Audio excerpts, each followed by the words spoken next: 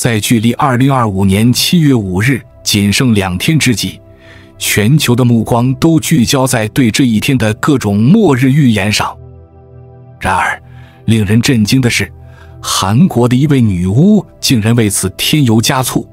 她断言日本将面临血债血还的厄运，甚至扬言日本国土会沉没。这究竟是危言耸听，还是真有其事？我们又该相信谁呢？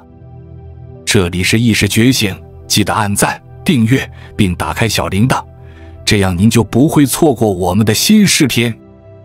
这意外地揭开了韩国巫术的神秘面纱。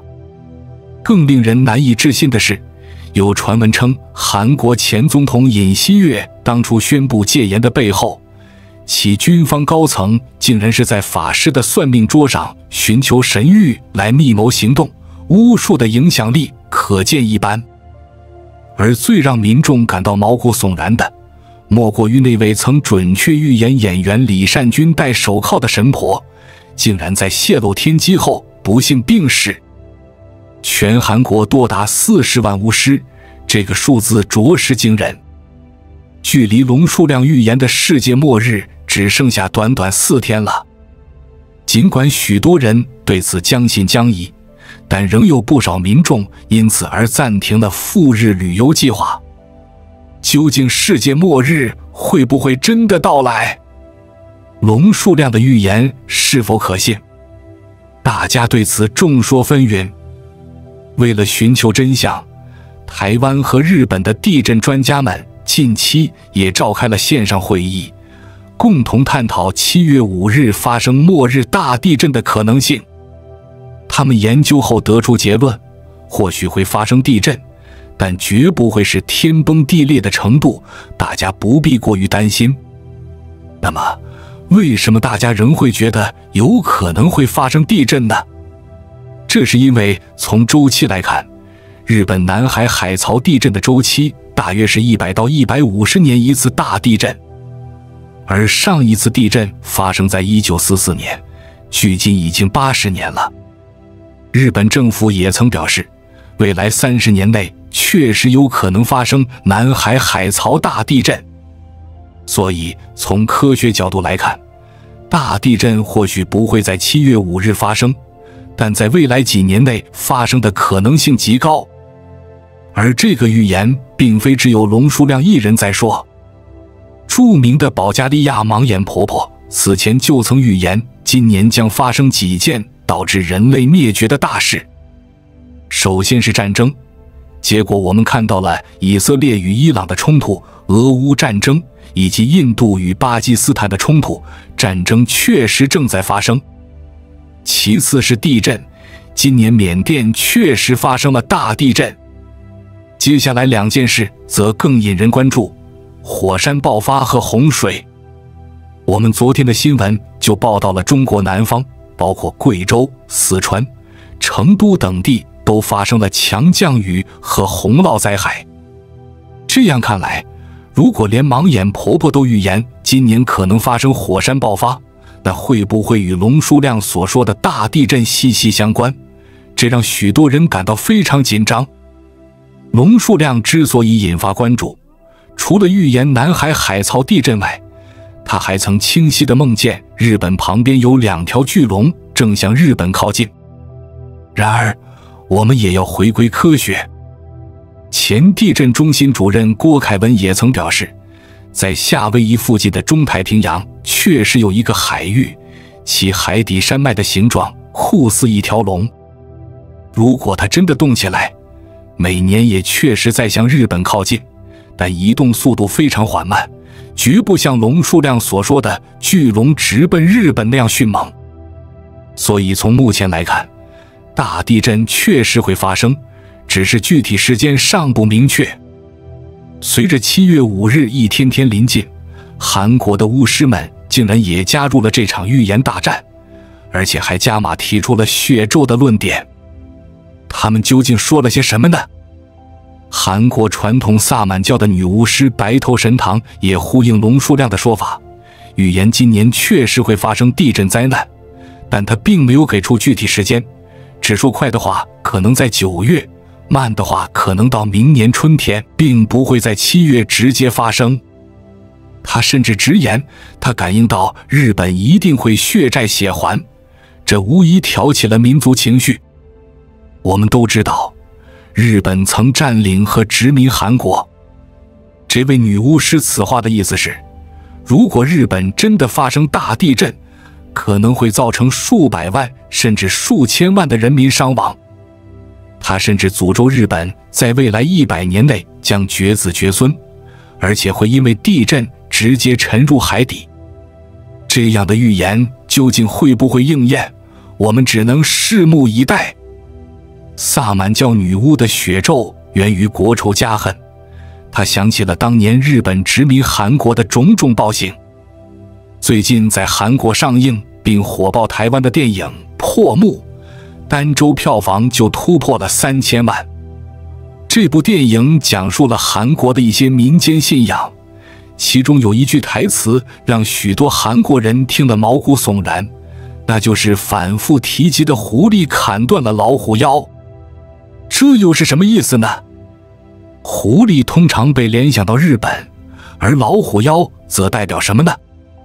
如果我们展开朝鲜半岛的地图，南韩和北韩加在一起，看起来就像一只老虎的形状。那么狐狸砍断老虎腰就非常有意思了，这暗指日本在殖民时期，为了摧毁韩国国运，在韩国的许多风水宝地都打下了巨大的铁钉，而这些铁钉可能会影响韩国的国运。近年来，韩国的国运确实不佳，包括多位前总统在卸任后接连出事，南北韩的争论也从未停歇。许多人认为，这可能与那些铁钉对韩国国运的实际影响有关。尤其是在韩国的长白山一带，包括北汉山、雪岳山等知名山脉，在62处都发现了大约180厘米长的巨大铁钉，数量多达300根。许多韩国人认为，这会不会是当年日本在统治时期，为了摧毁韩国国运，阻止南北韩统一而打下的铁钉？前面提到的那个恶毒的血债血还诅咒，出自萨满教的女巫师之口。说出来可能吓你一跳，在韩国登记在册的巫师竟然高达40万人。萨满教在韩国非常盛行，拥有大约40万名巫师。有趣的是，如今韩国的年轻人也对萨满教趋之若鹜。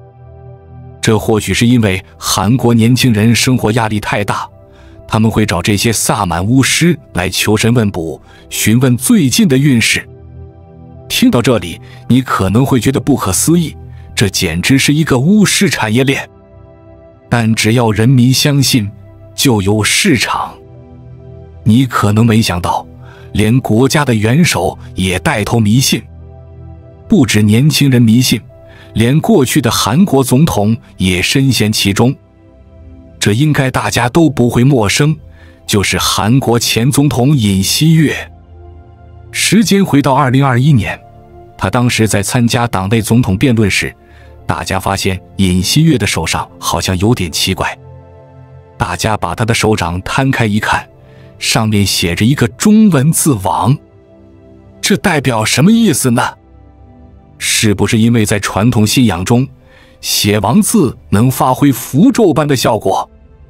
所以可以看得出来，尹锡悦手上用黑笔写下王字，是不是有风水和信仰的目的在里面？大家非常好奇，去年尹锡悦不是突然宣布了戒严，并因此下台吗？大家会认为，作为总统，他应该去询问身边的那些大臣、部长以及国家安全顾问等等。然而，现在有传闻称并非如此，他可能首先询问的是他身边的国师。要知道，尹锡悦宣布戒严后，他前任的情报司令卢尚元竟然在一家汉堡店里计划戒严。后来被调查后发现，他的笔记本一打开，里面全是算命的东西。大家会想，戒严怎么会和算命有这么大的关系呢？警方在他的住所里发现了一连串资料，包括他的记事本里写的算命内容，甚至在部署军队方向和目标时，也都有算命的元素在里面。这让大家非常好奇，原来尹锡悦迷信已经到了这样的程度。这位前情报司令官后来被警方搜查住所，发现他虽然已经退役，但他的住处却有点奇怪。大家可以看到门上贴着一个类似万字的符号，原来他退休后竟然改行经营算命店。这让大家联想到，原来尹锡悦用人非常迷信算命，这也导致他最后的命运看起来不了了之。韩国巫师迷信最让外界听了毛骨悚然的是下面这位巫师。为什么呢？因为他准得吓人。他预测的是谁？就是2019年韩国最有名电影《寄生上流》的演员李善均。当时因为这部电影声名大噪，有网络节目邀请了一位巫师，这位神婆来帮李善均看他的命相和接下来的命运。结果令人称奇的是，这位神婆看到了李善均的出生年月日和照片后，她在犹豫一件事，要不要开口，因为一旦开口一定会得罪人。为什么这么说呢？显然这并不是什么好事情。他犹豫之后开口说，我惊呼，我看到他戴手铐。这怎么可能？粉丝这么多，他的事业如日中天，他是全韩国的男神啊。他也害怕被他的粉丝出征，所以他再三犹豫到底要不要开口。但他确确实实看到了李善均当时在戴手铐。为了什么事情？当时他说他会经历一次争议事件，而这个争议事件并非出于他自己的意愿，而是出于他人。这句话就耐人寻味，到底是什么意思？他还点出了明确的时间点，就在某一年的10月会发生这样的事情。结果不出所料，时间到了2023年10月，李善均就出事了。后来许多网友都为这位神婆平反，说她命中的非常准，纷纷到她的影片下面朝圣留言。然而比较遗憾的是，这位神婆早在2021年，也就是李善均出事前2年就已经离世了。大家会想，怎么会突然离世？他都还没看到这件事情应验成真，为什么会提前身亡呢？许多网友认为，是不是因为泄露天机的关系，导致他提前离世是一种折寿的概念？所以你就能明白，韩国的民族性是非常明显的。现在我们再来对照前面那位萨满女巫师说的日本发生大地震会不会血债血还，我想大家会继续看下去。